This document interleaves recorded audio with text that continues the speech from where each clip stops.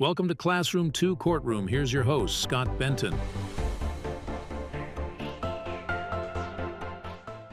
Hey everyone, Scott Benton here. I am the host of the Classroom to Courtroom podcast. How are you? We are dedicated to law students and those who have just passed the bar and they're looking for their first job as an attorney.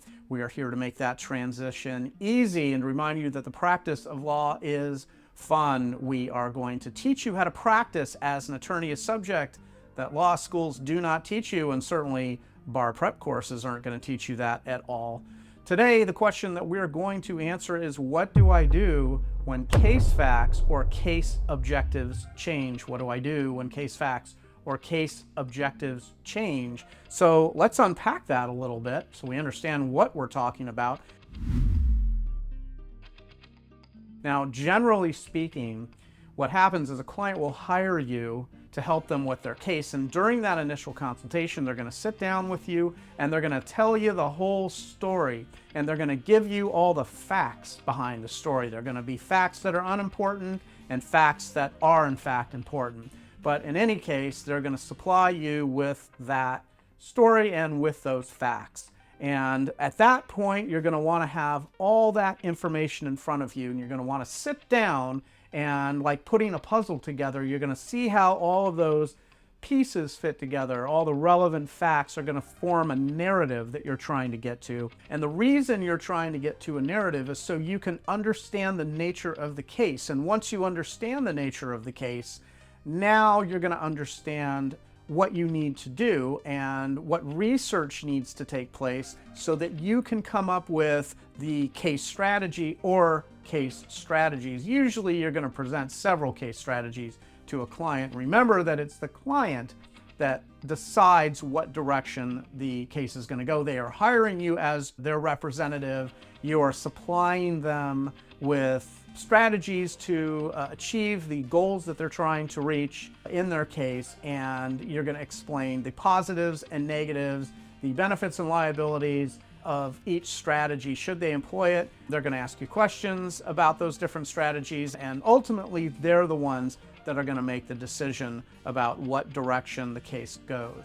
So your job is to gather all those facts that the client's going to give you. You're going to put together that CSA. A CSA is a client services agreement, and it's going to be based on your understanding of the case that you're going to be working with. This is before you're going to supply the strategies, because the client is now engaging your services, at which point you're going to do the research, come up with the strategies, present those strategies to the client, decide on a strategy. Now you're off and running. Now you're going to be supplying the legal services that they're hiring you to provide to them, and you're going to be billing your client and taking care of all of the tasks that need to take care of in order to reach that client's goals. So anyway, once the CSA has been signed and a decision's been made and you are working on their case diligently, of course, because you're a responsible attorney, then you are going to sort of move that case down the track. You're going to get closer and closer and closer to your objectives,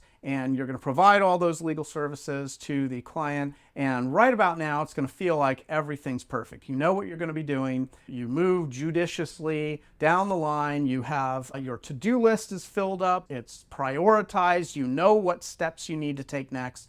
And you are working on those legal services, billing your client, going back to to-do list. If you know the success cycle that we have, if you've listened to other episodes in the Classroom to Courtroom podcast, you'll know what I'm talking about. If not, this is something that we will discuss over and over and over again, the success cycle, which is composed of 3 parts. It's a to-do list. You perform the services, you bill for those services, and you return to the first step, that to-do list. Now, as you're going along, something new will come along, and this is where the facts change and where the strategies will need to be adjusted based on the new objectives of the case, because something new is going to occasionally be introduced into a case. Your case facts are suddenly going to change.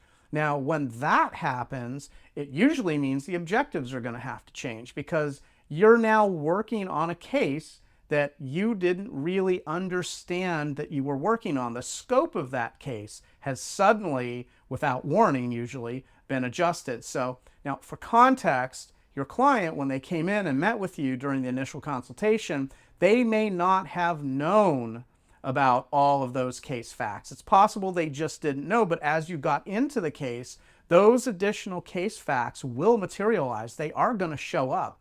Now, sometimes a client isn't going to want to supply you with all of the relevant facts for any variety of reasons. That maybe they're embarrassed by them, or they feel they're not necessary. They just don't hold that much importance, and so they don't want to tell you about them. Maybe you haven't really built up that relationship yet because it's so early on in the work that you're doing together that they don't really have that level of trust yet, or that level of understanding yet, and what their role is as the client to be able to supply you with absolutely everything that they know about a case so that you can make the determination as to what's critical and what's not useful. But in any case, you're going to realize at some point that there are new case facts that have shown up, and that is going to change the nature of the case, and that is going to mean that you're going to have to stop what you're doing and you're going to have to make a hard pivot. And that hard pivot could be a small pivot, or it could be a very large pivot, depending on the nature of the new information that has just shown up. So you need to understand that when the facts change, that this is actually a big deal, and it could potentially turn what you thought were A clients into C and D clients. And what that means is that you're going to have to be a lot more diligent and a lot more vigilant in terms of understanding the information that you're getting from your client, because now there's an example of some critical piece of information or several case facts that weren't disclosed to you initially for whatever reason it is. So working with that client moving forward, you're going to want to make sure that you're drilling down pretty deeply in the conversations that you're having with them, or the communications that you're having, that you're asking very, very specific questions to make sure that additional case facts are not left out. But when something like this happens, it means that you've got to stop, and right away, like immediately, you're going to need to put together a status update. You're going to need to document this case as having new facts coming in that are going to change the nature of the case. You want to have that documented, you want to have that dated, you want to show that you've accounted for a decision that's going to probably be made to pursue other objectives and probably abandon the strategy that you have already been pursuing. Now, that may not be the case. Maybe you will use the same strategy, but chances are, if this is a different type of case that you've just come into the realization that you're working on, and that changes the case objectives, then chances are you're going to introduce a new strategy, and you want to make sure that's documented. If it is a new type of case that you're working on, you're also going to want to put together an addendum to the CSA. Remember, the CSA is the Client Services Agreement. This addendum is going to explain the nature of the case, the new nature of the case, and the changes that have now taken place. And this is going to be critical that you complete this immediately when case facts or your case objectives change. So you don't want to wait to record these changes. You want to make sure that you get on the phone and you speak to your client about these changes right away. You let them know what you're going to do, that you're going to document this, and they're going to have to sign off on the addendum to the CSA. Now remember that they're the ones that are deciding what direction the case is going. So if you're going to make this hard pivot, if this is a new case that you're working on, and if you've written a case history about this change, you've made an addendum to the CSA, then you're going to probably go back and provide new strategies in order to achieve the new goals as you understand them. And that client, once again, is going to have to decide on which strategy they want to pursue. So once you have that, and it's kind of been a little bit of a reset for you, you've updated the status report about this case, and you've documented this big change, this hard pivot that's come up. The client has decided on the new direction that they want to go in order to achieve the new objectives in the case. And now, finally, you are moving in the correct direction that you needed to move in when the case began, but you just really didn't have all of the case facts, and now you do. So you want to make sure that you understand all of those facts. Now, sometimes when you're getting a new case and you think that you have all of the facts that you're going to need, there's this tendency to want to jump into the research right away. There's this tendency to want to get to the law part of the case right away. But you want to be careful about doing that so quickly because there is the potential for new case facts to materialize like they did in this example that we've just talked about. And you want to make sure that you're looking at the facts that you have, and wherever there are gaps present, wherever you see something that doesn't quite make complete sense, you want to be able to go back and fill in those gaps. You want to go to your client, you want to ask them clarifying questions so that you can tease out any other facts that you are going to need that are critical facts to the case, so that you understand that you're working on the case that you believe you are working on, and that there are no new changes that are going to come out of left field and surprise you with. And so that you stay on track, so that you and your client are both, in the same headspace as far as what the objectives of the case are. So that's going to become very important for you as a part of your process in looking at cases and determining how to move them forward. You want to make sure that there are no gaps left before you get into the research, before you devise the strategies that you're going to present to the client in order to determine which direction to go with the case.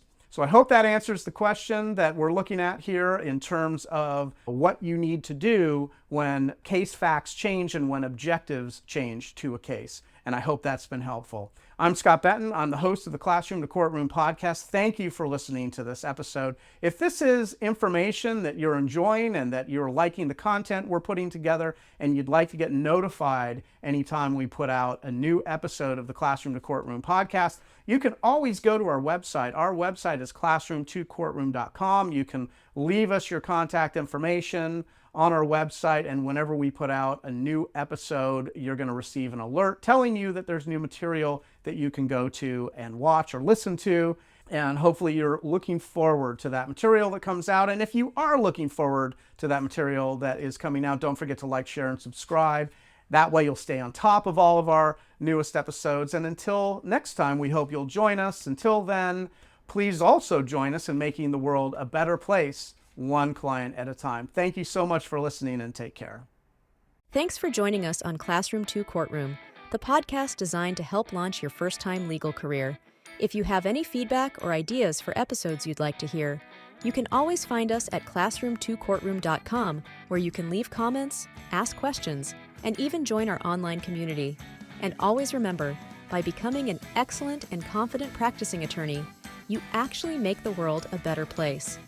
Now get out there and master the art of practicing law.